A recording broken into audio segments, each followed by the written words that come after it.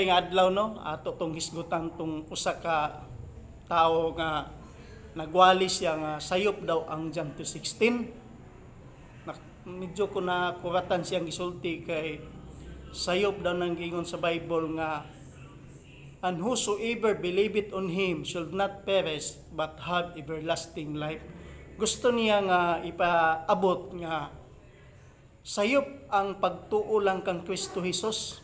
Kay gusto niya ipaabot nga ang tao kinahanglan gyud maghimog maayo para maluwas, pero igsoon wala gyud masipyat ang John 3:16 nga gisulti sa Ginoo. Ug wala gyud masipyat ang Dios nga nahigugma nato.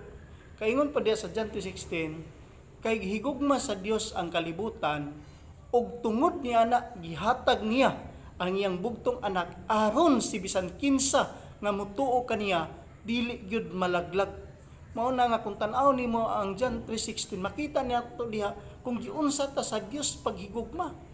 Ug ang gipangayo lang sa Dios nato, mutuo ta kang Kristo Jesus para maangkon nato ang kaluwasan aron dili ta moadto sa linaw nga kalayo. Pero subo kayo siyang gisulti.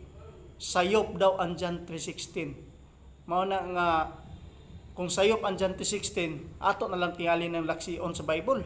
Buot pasabot kung ang matagpulong sa Dios sayop at tanang Bible, tanan niya nasulat sa Bible, sayop igsoon magbantay ta.